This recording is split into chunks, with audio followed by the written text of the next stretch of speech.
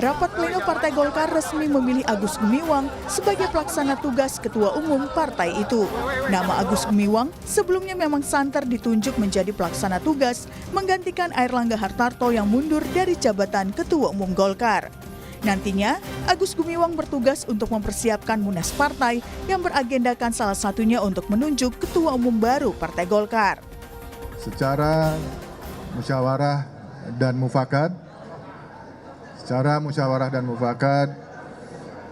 saya diberikan amanah untuk memimpin Partai Golkar sebagai PLT Ketua Umum Partai Golkar, dan tugas utama saya sebagai PLT Ketua Umum Partai Golkar adalah mengantarkan Golkar menuju Rapimnas dan Munas ke-11 Partai Golkar.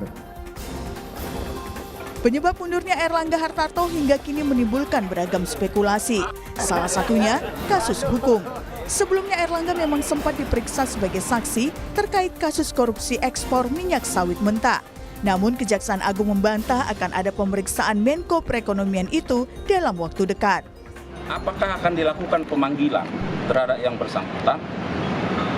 Saya tegaskan bahwa kami sampai saat ini belum mendapatkan info soal itu.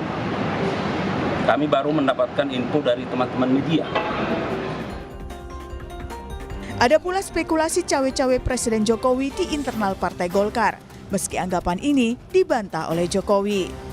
Urusan Pak Airlangga itu urusan internal partai. Di partai itu ada proses, ada mekanisme. Silahkan ditanyakan kepada Golkar, kepada Pak Airlangga. Ini di sini juga ada Golkar, Pak Dito, tanyakan. Jangan saya mencampuri internal partai, nggak bisa. Cawe-cawe Jokowi dikaitkan dengan santernya nama Menteri Investasi Bahlil Lahadalia. Kader Golkar ini disebut-sebut sebagai calon potensial Ketua Umum Golkar. Jika Bahlil terpilih, maka pengaruh Jokowi di Partai Beringin tersebut diperkirakan akan kian menguat. Ketua Dewan Pembina Bapilu Partai Golkar Idrus Marham tak menampik Bahlil merupakan calon kuat. Bahkan lebih dari 30 daerah mendukung Bahlil. Bahlil Lahadalia adalah memenuhi syarat secara organisatoris seperti itu. Bahkan kalau kita ingin bandingkan dengan kader-kader yang ada, justru saudara Bahlil Lahadalia ini adalah merupakan kader plus. Karena kepengurusannya mulai dari daerah. Kalau mungkin yang lain tiba-tiba di atas saja, tidak pernah di daerah. Nah, kalau apa bedanya? Kalau kader dari daerah, itu pasti memahami suasana kebatinan daerah. Kasih adalah, itu sudah lebih dari 30 DPD yang memberikan dukungan kepada Bahlil sebagai Ketua Umum. Itulah sebabnya mungkin sudah 33, yang lain ini mungkin hanya masalah teknis saja. Dan saya punya keyakinan nanti lengkap menjadi 38. Saya punya keyakinan itu. Lalu akankah Ketua Umum baru Golkar nanti akan semakin mendekatkan hubungan Golkar dan Jokowi? Atau ada kemungkinan lain? Hasilnya akan terlihat dalam musyawarah nasional luar biasa Partai Golkar pada 20 Agustus mendatang. Tim Liputan, Kompas TV.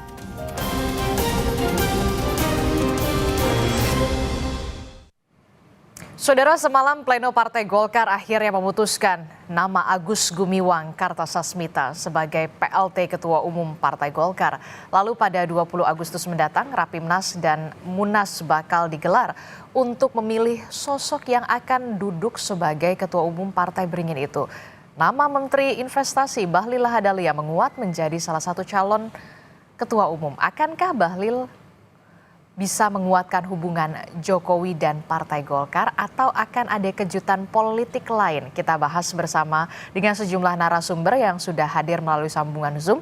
Sudah ada Ketua DPP Partai Golkar, ada Dev Laksono. Selamat pagi, Assalamualaikum Bung Dev.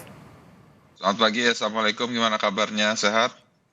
Waalaikumsalam warahmatullahi wabarakatuh. Sehat juga Bung Dev. Kemudian juga ada juru bicara sekaligus Kepala Badan Komunikasi Strategis Partai Demokrat, ada Bung Herzaki Mahendra. Selamat pagi, Assalamualaikum Bung Zaki. Ya, selamat pagi. Waalaikumsalam warahmatullahi wabarakatuh. Selamat pagi, Bang Dev.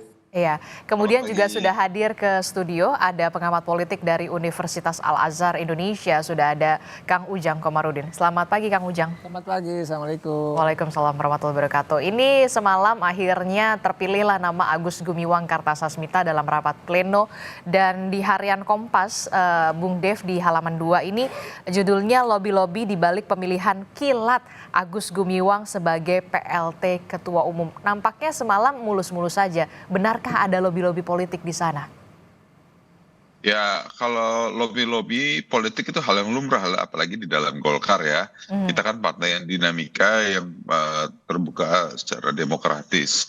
Jadi pasti ada pembicaraan dan juga untuk mencapai kesepakatan. Apalagi kan kita memilih PLT itu dari antara para waketum. Nah, jadi pasti ada kesepakatan antara sesama. Lalu sebelum kita melaksanakan rapat pleno, kita sudah menyepakati ya secara mufakat bahwa yang terbaik untuk saat ini Golkar dipimpin oleh Pak Agus Gumiwang untuk melanjutkan kepemimpinan dari Pak Erlangga Hartarto. Oke, lobi-lobi politiknya hanya sebatas internal ataukah ada spekulasi juga sebenarnya lobi-lobi politik ini juga ada faktor eksternalnya juga nih untuk memilih nama Agus Gumiwang Kartasasmita yang kita tahu juga merupakan menteri dari kabinet Presiden Jokowi. Katanya begitu, benarkah demikian, Bung Dev? Mohon maaf tadi sempat keputus yang depannya. Kenapa pertanyaannya, Mbak? Iya, jadi begini. Lobi-lobi politik itu kan pasti ada di internal begitu ya. Lalu benarkah ada lobi-lobi politik dari faktor eksternal? Ada anggapan ya nama Agus Gumiwang ini merupakan kilat lah karena kan ada di lingkaran menterinya Presiden Joko Widodo. Benarkah demikian jawaban Anda, Bung Dev? Saya rasa itu spekulasi yang terlalu jauh ya. Itu mungkin agak sedikit konspirasi teori.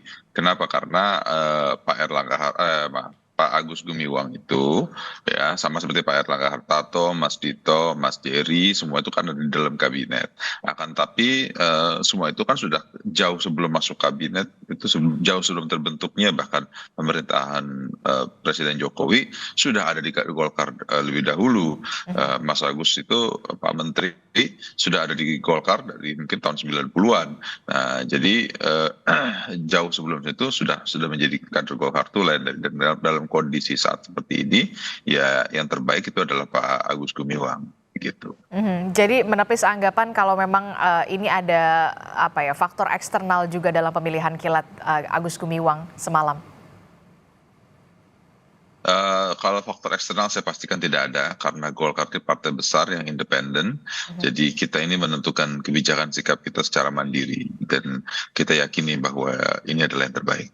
Oke, begini Bung Dev, kemarin juga sudah diputuskan untuk Munas luar biasa pada tanggal berapa? Jadi kita akan Rapimnas, ya akan gelar Rapimnas untuk mensahkan Munas. Jadi kita putuskan untuk dilaksanakan tanggal 20-21 Agustus ini agar kita bisa mempercepat Rapimnas 20 Agustus dan langsung dilanjutkan ke Munas. Oke, berarti 20 Agustus ini Rapimnas untuk memutuskan Munas ya? Mensahkan ya, Munas juga sudah Munas. kita putuskan kemarin. Ya, jadi langsung 20 Agustus kita buat Rapimnas, lalu sore harinya kita langsung mulai Munasnya sampai dengan 21 malam. Oke. Nama Agus Gumiwang apakah masih menjadi calon terkuat juga untuk menjadi ketua umum definitif untuk di Munas, ataukah mungkin ada nama lain ini yang beredar kencang sekali di publik, nama Bahlil Lahadalia? Bung Dev. Tadi malam ya di dalam Munas semua hal bisa diputuskan karena Munas itu kan adalah forum pengambilan tertinggi di dalam Partai Golkar. Jadi segala macam skenario selama masih sesuai dengan aturan itu bisa kita kerjakan. Untuk nama Agus Gumiwang sendiri apakah nanti akan dicalonkan lagi atau bagaimana di Munas? Atau ya sudah cukup di PLT saja? Statement beliau menyatakan bahwa beliau tidak akan maju di Munas. Begitu. Oke, jadi sudah Jadi, dipastikan nama siapa Agus Gumiwang Kartasasmita tidak akan maju untuk menjadi ketua umum definitif di Munas ya? Salah satu kandidat. itu yang beliau sampaikan kemarin.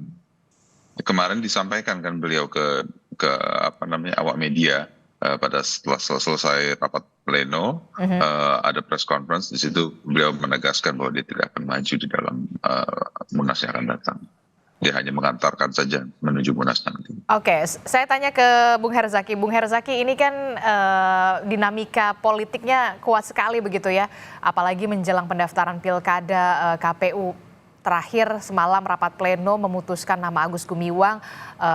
Sosok Agus Gumiwang sudah menyatakan bahwa tidak akan mencalonkan untuk sebagai ketua umum definitif, sebagai kandidat di Munas. Nah, efeknya, dampaknya dari Koalisi Indonesia Maju yang dirasakan oleh Partai Demokrat seperti apa? Ya, makasih Mbak. Pertama yang kami sampaikan selamat kepada Pak Agus Gumiwang Kartasasmita ya sebagai pelaksana harian atau pelaksana tugas ya Bang Dev ya ini sementara pelaksana ketua umum ya. Ya, pelaksana tugas ketua umum ya Golkar dan akan bersiap untuk mengantarkan Rapimnas dan kemudian Munas. Tentu harapan kami dari Demokrat ya, Rapimnas dan Munas dari Partai Golkar yang merupakan saudara tua kami ya, senior kami, tentunya tempat kami belajar banyak mengenai politik ya, itu bisa berjalan dengan lancar dan sukses gitu. Yang kedua tentu kami menghormati mekanisme dan proses internal yang dilakukan oleh Partai Demokrat. Mekanisme dan proses internal dilakukan oleh Partai Golkar, karena bagaimanapun setiap partai ini punya cara sendiri, punya mekanisme sendiri yang berdasarkan ADART-nya gitu. Sehingga kalau bagi kami hal ini menjadi hal lumrah saja, wajar saja, apapun yang dilakukan oleh Partai Golkar, bagi kami tidak akan mempengaruhi relasi misalnya dengan kami Partai Demokrat dan juga dengan teman-teman di KIM. Karena bagaimanapun kami ini semua dasarnya adalah menghargai independensi dan kemandirian proses apapun yang terjadi di dalam partai masing-masing. Sama ini kami berhubungan dengan Pak Erlangga itu adalah sebagai simbol, sebagai perwakilan dari institusi organisasi besar yang bernama Partai Golkar, dan ke depan siapapun yang memimpin Partai Golkar, kami tetap akan menghormati dan menghargainya. Karena pimpinan itu ditentukan oleh partai masing-masing, Mbak. Oke. Ya, jadi kami mendapatkan misalnya hari ini adalah Pak Agus Gumiwang ya, komunikasi tentu ketemu kami dengan Pak Agus Gumiwang. Tapi di luar itu kan kita tetap berkomunikasi di berbagai layer ya atau tingkatan komunikasi, nggak ada perubahan bagi kami, tetap misalnya untuk terkait dengan pilkada atau hal-hal lainnya buat persiapan ke depan kami tetap lanjutkan komunikasi selama ini. Jadi masih berjalan dengan baik ya Mbak. Tapi kalau misalnya berbicara mengenai bagaimana situasi KIM, solid atau tidak solid, tetap tentu solid gitu. Karena kami selama ini dipimpin oleh Pak Prabowo ya berjalan dengan baik, lancar, semua komunikasi saling terbuka, saling koordinasi ya. Jadi tentu dengan Pak Agus Gumiwang kita akan tetap lanjutkan komunikasi ini dengan baik. Dan ke depan siapapun gitu tanggal 2021 bisa stabil siapapun gitu yang kalau akan pas terpilih kita akan ikuti gitu Mbak. Ya, inilah namanya Partai Politik Indonesia, kita saling menghormati dan saling menghargai. Oke, menghormati apapun keputusan partai politik, utamanya adalah Partai Golkar yang sampai saat ini masih berdinamika. Nah, kalau kita lihat begitu ya, Bung Herzaki, Erlangga ini kan kita kenal sebagai sosok yang bisa dikatakan merekatkan Koalisi Indonesia Maju ya. Sebelumnya bahkan sosok yang bisa dikatakan ya banyak mengalah lah di pilkada, seperti ini merelakan sosok Ridwan Kamil yang akhirnya ke Jakarta. Ada tidak kecemasan dari Kim akan ada perubahan arah politik Golkar setelah punya ketua umum yang baru? Pasti akan sedikit banyaknya ada perubahan, walaupun mungkin sedikit, tidak terlalu banyak. Ya begini Mbak, dalam politik, dalam demokrasi itu merupakan suatu hal yang wajar ya. Jika katakanlah ada pimpinan yang berubah lalu kemudian ada perubahan arah kebijakan. Tetapi bagi kami apapun itu kita harus menghormati. Karena bagaimanapun setiap partai politik itu independen atau mandiri dalam mengambil keputusan. Kami misalnya dengan teman-teman Golkar, ada daerah-daerah kami punya jagoan sendiri dan kami kemudian bertarung dengan teman-teman Golkar. Punya jagoan masing-masing. Tapi juga misalnya katakanlah di Sulut ya. Calon gubernurnya itu dari kami, calon wakil gubernurnya dari Golkar gitu. Nah ini kan sudah keluar rekomendasi. Tapi kemudian jika katakanlah ke depannya dalam beberapa hari ke depan, lalu pasca kepemimpinan yang baru ada rencana atau ada perubahan-perubahan, ya kami sangat memaklumi karena bagaimanapun kami masih menghormati dinamika internal dari masing-masing partai. Jadi katakanlah nih teman-teman Golkar pasca kepemimpinan yang baru, saya mau duduk bareng nih, kayaknya kita mau ada perubahan konstelasi nih untuk misalnya dukungan atau gubernur, wakil gubernur, atau bahkan misalnya bupati atau bupati yang akan diusung, ya kita akan duduk bareng, Mbak. Karena bagaimanapun yang kami hadapi adalah institusi, ada organisasi, dan siapapun memimpin di organisasi itu, ya kami akan mengikuti itu, mekanisme yang berlaku. Tapi kami sangat yakin bahwa ini pilkada sudah mendekati ujung, ya apapun keputusan teman-teman Golkar, kita kami hormati, dan kami yakin bahwa ya namanya dinamika organisasi, dinamika demokrasi. Dinamika partai politik ya biasa lah ya, apalagi di last minute begitu ya Bung Herzaki. Oke, saya ke Kang Ujang. Kang Ujang, Anda melihat rapat pleno semalam yang akhirnya memutuskan nama Agus Gumiwang sebagai PLT Ketua Umum Partai Golkar yang mengatakan saya tidak akan mencalonkan diri untuk menjadi Ketua Umum definitif di Munas. Apa yang bisa Anda nilai di situ? Ya, saya sudah analisa 2 hari yang lalu. Bahkan terpilihnya Pak Agus Gumiwang itu sudah saya prediksi, bisa dicek kok di jejak digital saya, jadi banyak media. Apa pertimbangannya menurut Anda? Pertimbangannya Pak Agus Gumiwang adalah orang yang dekat dengan Pak Erlangga, di saat yang sama juga dekat dengan Pak Jokowi, jadi jalan tengah.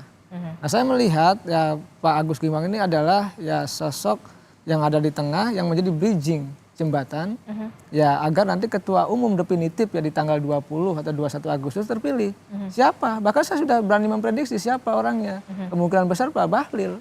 Dan itu memang skemanya seperti itu. Oleh karena itu saya tidak terlalu sulit untuk bisa menganalisa terkait dengan Partai Golkar ya, karena memang skema yang dibangun, yang dirancang terkait dengan persoalan mundurnya Pak Erlangga, lalu juga tadi ada PLT, lalu ada Rapimnas, Munas, terpilih nanti ketua definitif yang baru. Saya sudah memprediksi itu 2 hari yang lalu, karena apa yang saya dapatkan informasi itu sangat valid gitu. Dan hari ini kan arahnya sangat jelas. Pak Idrus Marham mengatakan memenuhi syarat Pak Bahlil, lalu juga sudah didukung oleh 30 DPD, dan bahkan saya mengatakan sudah ada operasi sejak lama terkait dengan dukungan terhadap Pak Bahlil itu. Operasi underground maksudnya. Ya, jadi saya melihatnya sesuatu yang tidak aneh dalam konteks politik, dan ini bisa terjadi dimanapun termasuk di Partai Golkar. Tetapi saya melihatnya apapun gonjang-ganjing di Partai Golkar, partai ini tetap solid. Partai ini tetap besar gitu. Dengan caranya sendiri, dengan mekanisme sendiri, punya daya tahan yang kuat dalam konteks menghadapi tantangan dan persoalan-persoalan yang dihadapi saat ini. Begitu. Benarkah demikian Bung Dev, skemanya memang sudah dirancang sedemikian rupa begitu sejak mundurnya sosok Erlangga Hartarto, kemudian PLT Ketum Agus Gumiwang Kartasasmita, dan terbaru adalah yang tadi disebutkan oleh Kang Ujang Komarudin, nama Bahlil Lahadalia ini juga sudah masuk skema. Jawaban Anda? Ya, gini, kalau di dalam politik ya, atau bahkan dalam kehidupan secara general, tidak ada segala sesuatu hal yang secara kebetulan saja. Pasti semuanya itu ada prosesnya, ada tahapan-tahapannya. Ya, apalagi kita melihat kedekatan Pak Agus Gumiwang kepada Pak Bahlil, juga kepada Pak Erlangga, mereka semua di dalam satu kabinet. Ya, jadi terus kita melihat bagaimana transisi ini menuju pemerintahan yang baru, dan semuanya itu terlibat juga di dalam pemenangan Pak Prabowo, sehingga sepertinya sangat mudah untuk menarik garis merahnya akan semua tokoh-tokoh ini.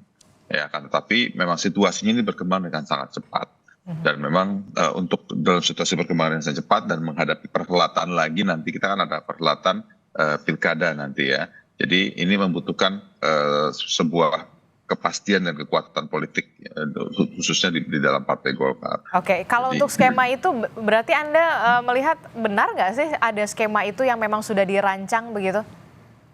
Ya gini, kalau untuk skema itu bisa berbagai macam pandangan, tergantung kita melihat seperti apa. Kalau saya secara pribadi sebagai kader Golkar, saya lebih melihat bahwa ini adalah suatu dinamika yang di dalam Partai Golkar. Ini hal yang biasa, Golkar mengalami badai-badai yang pernah lebih besar. Kita pernah hampir dibubarkan, kita pernah hampir dinyatakan partai terlarang, tapi selalu kita itu berhasil muncul menjadi pemenangnya. Jadi ini adalah satu proses untuk memperkuat dan juga mendewasakan Golkar, baik secara institusi ataupun individu-individu di dalamnya. Oke, termasuk juga tadi disebutkan oleh Kang Ujang, sebenarnya nama Agus Gumiwang ini hanya sebagai jembatan untuk nantinya nama Bahlil Lahadalia ini menjadi ketua umum definitif di Munaslup. Jawaban Anda? Ya, Bung Dev? Pak Agus sudah menyatakan bahwa dia tidak akan maju di dalam Munas yang akan datang. Jadi kalau dibilang jembatan bagi Pak Bahlil, ya Pak Agus ini sudah otomatis menjadi jembatan bagi siapapun ketua umum yang akan datang, gitu. Karena dia nyatakan tidak akan maju, dia hanya mengantarkan sampai dengan Munas Golkar. Jadi siapapun yang terpilih itulah yang menjadi ketua umum definitif, dan Pak Agus Gumiwang mengantarkan menuju ke sana. Oke, termasuk juga nama Bahlil Lahadalia yang sudah disebutkan oleh nama Idrus Marham, mengatakan bahwa nama Bahlil ini menguat sekali karena sudah didukung 30 DPD. Benarkah demikian? Jangan dijawab dulu Bung Dev, tetaplah bersama kami usai jeda di Sapa Indonesia Pagi. Terima kasih Anda masih bersama kami dalam Sapa Indonesia Pagi, masih membahas soal bagaimana dinamika yang terjadi di tubuh Partai Golkar setelah Erlangga Hartarto mundur. Semalam rapat pleno memutuskan nama Agus Gumiwang Kartasasmita menjadi PLT Ketua Umum. Tapi kemudian yang menjadi menarik adalah Agus Gumiwang Kartasasmita sudah terang-terangan mengatakan tidak akan maju dalam kandidat bursa calon Ketua Umum definitif di Munas luar biasa. Masih membahasnya bersama dengan Kang Ujang Komarudin, kemudian ada Bung Dev Laksono dari Partai Golkar, dan juga ada Bung Herzaki dari Partai Demokrat, juga mewakili dari Koalisi Indonesia Maju. Saya ke Bung Dev. Bung Dev, ini kan menarik sekali ya, mengatakan Pak Agus Gumiwang mengatakan tidak akan mencalonkan diri, saya hanya menjembatani. Kemudian yang kemarin juga pada hari yang sama Bang Idrus Marham mengatakan bahwa nama Bahlil Lahadalia ini sudah mengantongi setidaknya dukungan dari 30 DPD begitu. Benarkah sudah ada operasi-operasi semacam ini sebelum Munas luar biasa yang bisa dikatakan ya tinggal melenggang mulus saja begitu? Nama Bahlil Lahadalia, Bung Dev? Kalau melenggang 3 mulus saja tergantung nanti hasil Munasnya seperti apa ya. Yang kita belum bisa menjawab terlalu jauh. Karena saya juga belum mengetahui persis surat dukungan DPD itu dalam bentuk apa. Apakah itu dalam bentuk verbal atau apakah sudah ada surat yang keluar atau sudah ada baru berdasarkan pertemuan. Nah, nanti kita lihat sejauh mana. Akan tapi semua kader Golkar itu ya kita ini memiliki karakter, kalau dalam serangan kita pasti akan langsung menjadi lebih merekat, menjadi lebih solid, lebih satu. Nah, justru dalam hantaman dan tantangan ya, ketika kita menghadapi sedikit masalah, kita langsung cepat merekatkan untuk menghadapi sehingga bisa menyelesaikan kendala tersebut. Apalagi kita berkaitan dalam pemilihan ketua umum. Nah, jadi pasti kita itu akan cepat untuk beradaptasi untuk agar segera satu nama untuk memilih ketua umum yang terbaik untuk kita semua. Tapi nama Pak Bahlil Lahadalia ini memang sudah memenuhi syarat kan kalau untuk menjadi ketua umum definitif dari segi ADART? Dari segi ADART sudah memenuhi persyaratan beliau. Saya ke Kang Ujang. Kang Ujang, sebenarnya apa sih yang menjadi pertimbangan agar bisa menjadi ketua umum dari Partai Golkar? Partai yang kita tahu menjadi salah satu partai tertua di Indonesia setelah PDI Perjuangan dan juga Partai Persatuan Pembangunan. Dan kita tahu Partai Golkar ini selalu berdampingan dengan pemerintah. Yang pertama tentu DNA Partai Golkar, DNA kekuasaan, DNA pemerintahan. Cuma sebelum ke situ saya akan jelaskan dulu kenapa selalu ada dalam pemerintahan ya, selalu ada dalam kekuasaan. Ada 3 hal atau 3 variabel yang bisa saya jelaskan untuk bisa menjadi ketua umum. Ya, pertama itu faktornya adalah dia punya jabatan. Harus ada punya jabatan dulu di Partai Golkar, di pemerintahan. Pemerintahan. Ya, sebagai menteri, ketua DPR, ketua MPR, wakil ketua. Jadi kalau mau jadi ketua umum pasti harus punya jabatan. Misalkan Pak Erlangga menteri, Pak Agus Gumiwang juga menteri, Pak Bahlil juga menteri, atau siapapun yang punya jabatan strategis di Republik ini, dia baru punya peluang. Kalau nggak punya jabatan juga nggak bisa, sulit. Yang kedua itu yang paling penting bagi saya adalah restu RI 1. Jadi restu RI 1 diakui atau tidak suka itu ada, siapapun ketua umumnya pasti itu akan mendekat kepada meminta restu kepada RI 1 siapapun presidennya gitu. Yang ketiga ini uang, karena bagaimanapun di semua partai ya ketika Munas ya agak mahal gitu harga DPD itu. Nah, oleh karena itu saya melihat dari 3 faktor ini kenapa selalu ada dalam pemilihan, karena tadi ketika meminta restu izin kepada presiden, nah ini selalu akan dekat, selalu akan berdampingan dengan kekuasaan. Ya siapa yang tadi ya direstui oleh presiden, direstui oleh pemerintah, dialah yang akan menjadi ketua umum. Jadi saya melihatnya seperti ini, analisa yang objektif yang bisa saya sampaikan. Tentu saya sayang kepada Partai Golkar, partai besar, ya tentu pilihan di pemerintahan mungkin pilihan yang terbaik. Bahkan di pemerintahan Pak Jokowi selalu menjadi dijangkar pemerintah, loyal terhadap Pak Jokowi, lalu hasilnya juga menang. Artinya suaranya bertambah kursi di DPR. Apalagi yang kemarin Pilpres kemarin ya kan? Ya, Pilpresnya menang mendukung Prabowo Gibran, Di DPR. Pilegnya juga DPR juga bertambah kursinya. Artinya ini adalah suatu prestasi yang dimiliki oleh Partai Golkar. Tetapi tadi ketika sudah masuk pemerintahan, ya tentu tadi ada dalam konteks tadi kerjasama dengan sang presiden itu, siapapun sang presidennya begitu. Oke, dan Anda melihat nama Bahlil Lahadalia juga sudah mendapatkan restu dari Presiden Joko Widodo? Kan saya sudah analisa tadi. Jadi saya dari 2 hari mengkalkulasi ya data-data gitu, informasi yang saya harus analisa, saya pilah-pilah secara objektif. Saya sudah sampaikan tadi di awal kepada Mbak Adisti bahwa skema yang saya baca adalah menempatkan Pak Agus Gumiwang sebagai pelaksana tugas, dan ini terjadi kan. Jadi pleno memutuskan itu gitu, dan itu ya hal yang lumrah saja, hal Sudah biasa terbaca. saja. Ya, tapi saya sudah membacanya. Nanti diadakan Rapimnas sudah dijadwalkan, termasuk Munas. Bahkan saya katakan Munasnya itu waktu itu saya mengatakan tanggal 17 atau tanggal 25. Saya agak salah, tetapi saya mengatakan di bulan ini, Agustus. Bisa dicek juga itu komentar saya di banyak media. Nah, lalu saya katakan juga bahwa nanti itu Pak AGK hanya menjadi jembatan. Terbukti kan Pak AGK tidak akan maju. Itu saja bisa diprediksi analisa saya. Dan lalu saya katakan nanti itu kemungkinan besar ketua umumnya adalah Pak Bahlil Lahadalia. Dan saya mengatakan itu ya secara objektif saja. Kenapa? Karena tugas kami ya akademisi, tugas kami pengamat menyampaikan fakta dan data. Tergantung nanti Partai Golkar, apakah memang memilih Pak Bahlil atau tidak ya. Tetapi analisa saya mengatakan seperti itu. Kemungkinan besar. Ya, lihat saja bagaimana Pak Bahlil memenuhi syarat.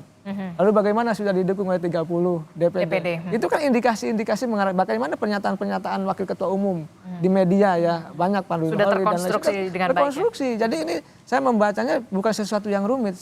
Tapi itu pun saya katakan kita menghargai apa yang dilakukan oleh Partai Golkar. Siapapun ketua umumnya itu hasil dari musyawarah demokratis ya, pemilihan yang ada di Munas Partai Golkar.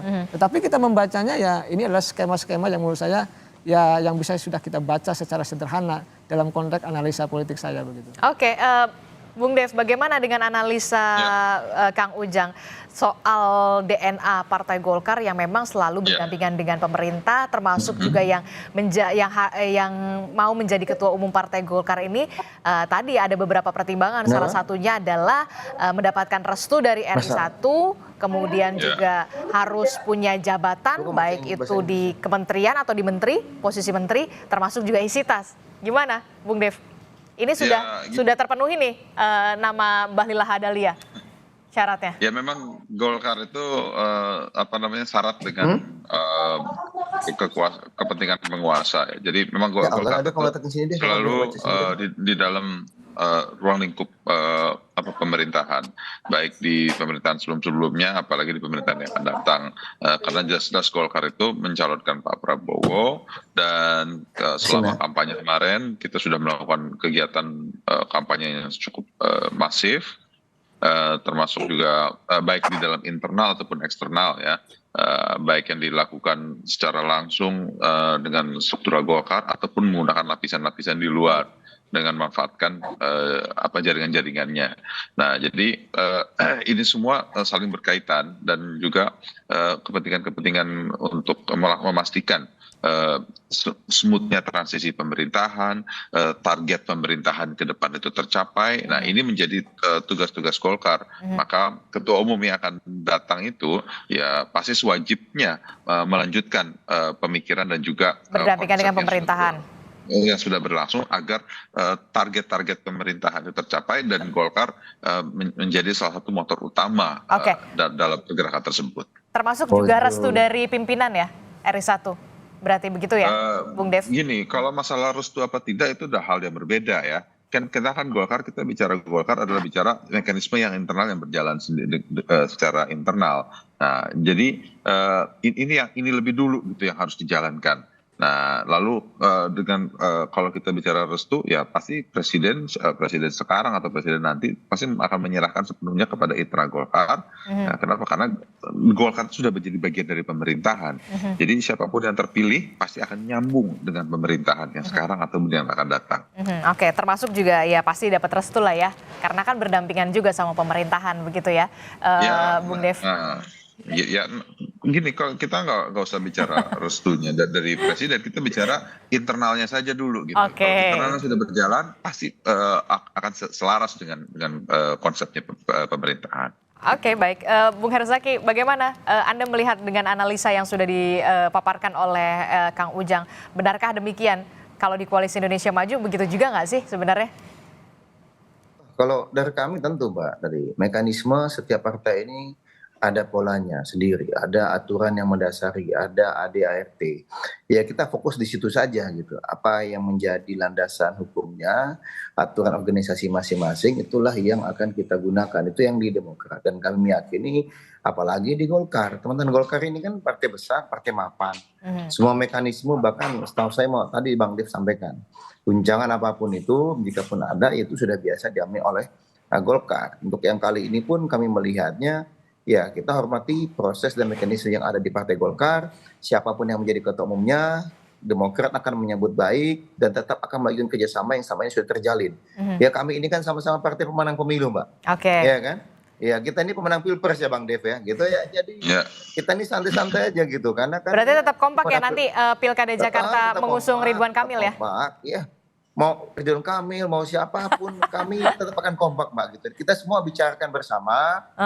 Jika memang ada kesepakatan mengusung satu calon di daerah tertentu ya kita dukung sama-sama. Tapi kalau misalnya katakanlah sama-sama punya jago kuat ya nggak apa-apa. Yang penting kan nanti pemenangnya tetap pemimpin yang sejalan selaras dengan apa yang menjadi visi misi dan program dari Bapak Prabowo dan Pak Gibran. Nah ini yang menjadi penting bagi kami Demokrat, bagi teman-teman Golkar dan Gerindra dan partai-partai lain yang tergabung dalam KIM, bagaimana agar pemimpin-pemimpin daerah yang kita perjuangkan semuanya punya visi misi dan program yang sejalan dan selaras apa yang menjadi mimpi cita-cita dari Pak Prabowo dan Mas Gibran. Karena inilah janji kami kepada rakyat ketika pilpres lalu. Nah ini akan kami wujudkan ketika Pak Prabowo dan Pak Gibran sudah menang. Oke, ngomong-ngomong soal Pilkada Jakarta nih Bung Herzaki, ini kan Golkar ini lagi berurusan dengan internalnya sendiri begitu ya. Untuk Pilkada Jakarta bagaimana nih? Apakah nunggu selesai dulu nih Golkar gitu urusannya, baru ini lagi membahas lagi komunikasi soal cawagup dari RK atau seperti apa?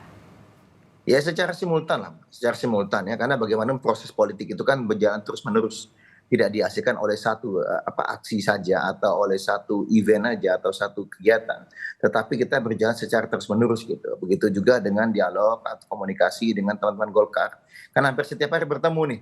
Ya, pimpinan-pimpinan partai Golkar, Demokrat, Gerindra, PAN, dan teman-teman KIM, dan maupun partai lain, ini kan hampir setiap hari ada pertemuan gitu, ada diskusi gitu, membahas pilkada daerah ini, daerah itu. Oh ada yang barengan, ada yang tidak gitu kan. Ini suatu hal yang wajar saja dalam demokrasi, karena tadi lagi-lagi kita semua ini partai-partai besar, punya jago-jago kuat, ya nggak mungkin lah Mbak kita maksakan Demokrat punya jago kuat, udah bersiap 5 tahun, atau teman-teman Golkar punya jago kuat, sudah bersiap 5 tahun, lalu kami bilang jangan dong gabung ya, nggak juga gitu kan. Jika silakan aja, toh pemenangnya kita juga. Nah kalau misalnya berbicara mengenai Pilkada Jakarta, ya terus Mbak ini proses terus berlanjut. Termasuk soal pembahasan siapa yang akan mendampingi RK ya nanti di Jakarta. Ya tentunya kalau kami Demokrat hari ini tidak akan menyampaikan kita dukung A dukung B ya, tetapi pasti kita akan sejalan selaras dengan teman-teman Golkar dan teman-teman Gerindra, karena kami Mbak biasanya kalau Demokrat ini kita tunggu sudah ada cagup cawagup atau bupati wakil bupati ini baru kita umumkan.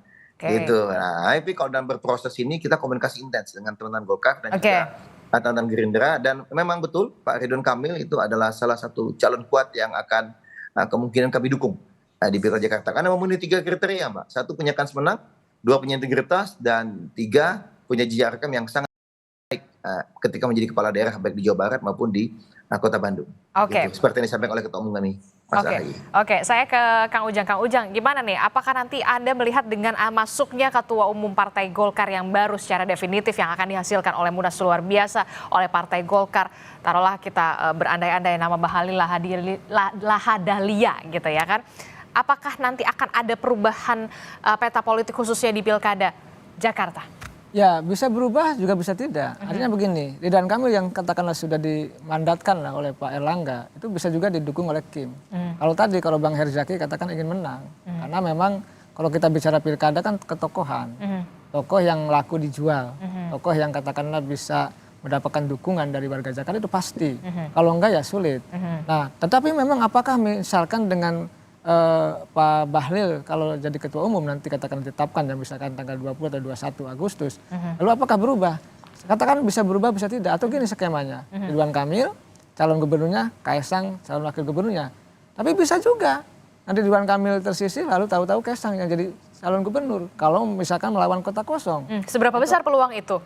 Ya mungkin saja. Saya meyakini ya di politik tidak yang tidak mungkin. Dan itu menurut saya sangat mungkin bisa probabilitasnya bisa 60%. Tapi sekali lagi kita kembalikan kepada Partai Golkar dan Kim ya. Apakah memang betul-betul serius hingga akhir di tanggal 29 Agustus pendaftaran akhir ya untuk mendaftarkan Ridwan Kamil dengan pasangannya. Apakah Kaesang mungkin? Atau dibalik juga Kaesang memang jadi menjadi calon gubernur dan itu mungkin bagi saya. Karena dalam politik lihat saja bagaimana Anies yang memiliki elektabilitas tinggi yang dianggap kuat hari ini sulit untuk mendapatkan dukungan. Betul. Jadi dalam konteks kalkulasi politik serba mungkin dan bisa berubah dan juga bisa tidak begitu. Termasuk juga kemungkinan Pak Jokowi dan juga keluarga mungkin Gibran Rakabuming Raka juga bisa diposisikan mendapatkan posisi di Partai Golkar setelah nama Bahlil Lahadalia sebelum tanpa mengurangi nanti hasil munaslup. Bisa nggak berada dalam situ? Ya saya yakin lah. Ini kan ada terjadi kompromi ya. Kompromi antara Pak Erlangga dengan Pak Bahlil pengurus yang baru, lalu dengan pihak pemerintah kan pasti terkorelasi. Nggak mungkin berdiri sendiri. Pasti akan terkorelasi antara tiga pihak itu. Oleh karena itu nanti ada kompromi misalkan sudah ada pembicaraan Pak Erlangga akan diberikan penghargaan, akan diberikan tempat, termasuk Pak Jokowi dan Mas Gibran pasti akan diberikan tempat menurut hemat saya. Karena Pak Bahlil ini bagaimanapun sangat dekat dengan Pak Jokowi. Dan jadinya Pak Bahlil, kalau bahasa saya, adalah atas izin restu Pak Jokowi. Dan dalam konteks hari ini menarik tulisannya Pak Dahlan Iskan, ya Golkar ini ya nanti akan memasukkan keluarga Pak Jokowi. Oleh karena itu ya suka tidak suka, senang tidak senang ya dibantah apapun ya. Kita lihat saja nanti apakah memang seperti itu, apakah apa yang saya sampaikan, yang saya spekulasikan ini. Tetapi apa yang kita lihat adalah bagian daripada skema-skema yang sudah saya bicarakan dari awal tadi. Ya semua tentu kita menghargai mekanisme yang ada di Partai Golkar. Partai hebat, partai jagoan, Golkar selalu menjadi jangkar pemerintah. Apapun nanti keputusannya tergantung Partai Golkar, tapi saya meyakini iya akan mengakomodasi kepentingan Pak Jokowi begitu. Seberapa besar keyakinan Anda keluarga istana Presiden Joko Widodo, kemudian ada nama Gibran Rakabuming Raka terakomodir untuk berada di posisi Partai Golkar? Saya mengatakan bisa sampai 70% lebih ya.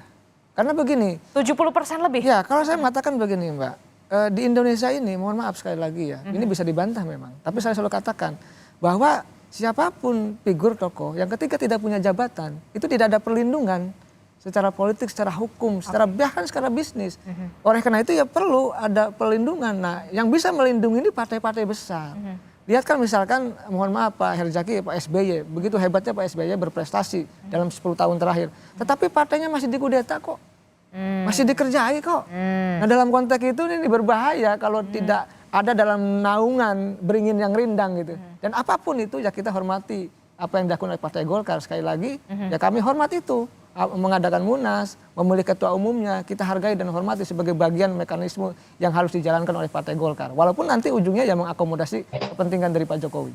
Anda melihat nanti akan ada resisten nggak sih ketika memang dari internal Partai Golkar, khususnya dari senior-senior Partai Golkar? Sulit ya, saya pasti akan terima. Ini kan susah, di banyak partai itu kesulitannya adalah ada tanda petik ya. Ada persoalan-persoalan yang saya tidak bicarakan. Ya ada tekanan lah, yang paling bahasa yang paling halusnya itu. Jadi saya melihat kalau itu sudah berjalan ya maka akan menerima semuanya. Resistensi Bahlil pun ada, tapi tetap akan jalan dan sesuai dengan mekanisme akan terpilih. Resistensi misalkan Jokowi ya pasti ada, tapi juga akan jalan. Karena Golkar sudah mengalami banyak persoalan yang bisa diselesaikan. Jadi saya melihat ya ini soal kepentingan akomodasi politik yang yang harus dijaga oleh Partai Golkar. Dan sekali lagi saya meyakini Golkar bermain aman, bermain smooth dan selalu bisa menyelesaikan persoalan. Tetapi tadi ya kita terkaget-kaget Pak Erlangga mundur, pasti ada masalah, tetapi itu bisa diselesaikan oleh Partai Golkar begitu, Pak.